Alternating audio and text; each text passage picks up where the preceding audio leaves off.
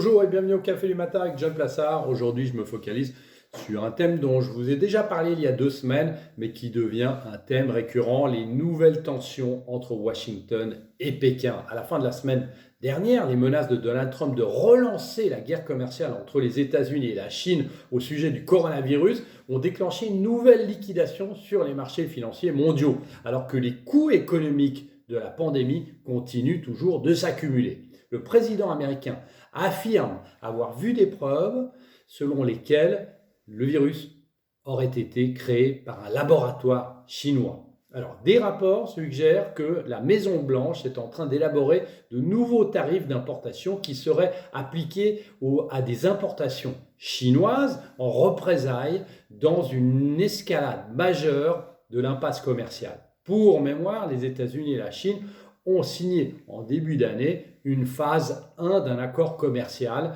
mais on le sait, qui est maintenant chancelant. Donc un nouveau conflit commercial entre les États-Unis et la Chine pourrait infliger des dommages supplémentaires à l'emploi et évidemment à la croissance, alors que le monde se dirige déjà vers l'une des pires récessions depuis la Grande Dépression de 1930. On a la mémoire courte, mais les industries américaines les plus touchées par la guerre commerciale sont celles du secteur de la technologie, notamment avec les fabricants de puces tels que Nvidia, Micron Technology et Intel. L'industrie automobile avec Tesla, par exemple, qui n'a pas encore d'usine aux États-Unis. On songe aussi à l'industrie agricole aux États-Unis qui pourrait être durement touchée avec, on le rappelle, 9,3 milliards de produits exportés vers la Chine en 2018.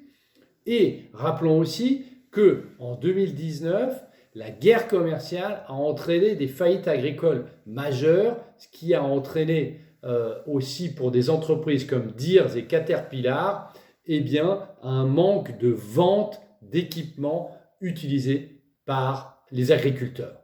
Enfin, dernière chose, le gaz de schiste américain pourrait également souffrir car les Chinois sont un de leurs gros clients au même titre que le gaz naturel liquéfié. Alors la Chine et les États-Unis ont tout à perdre d'une nouvelle guerre commerciale, bien évidemment. Mais à ce jeu-là, les États-Unis ne sont pas les moins bien lotis puisque seulement 11 à 12% de son PIB sont liés à des exportations contre, par exemple, 30 à 40 pour l'Europe. La croissance économique américaine, comme vous le savez, est beaucoup plus orientée sur elle-même. Merci beaucoup, passez une très bonne journée et surtout, lisez mon morning.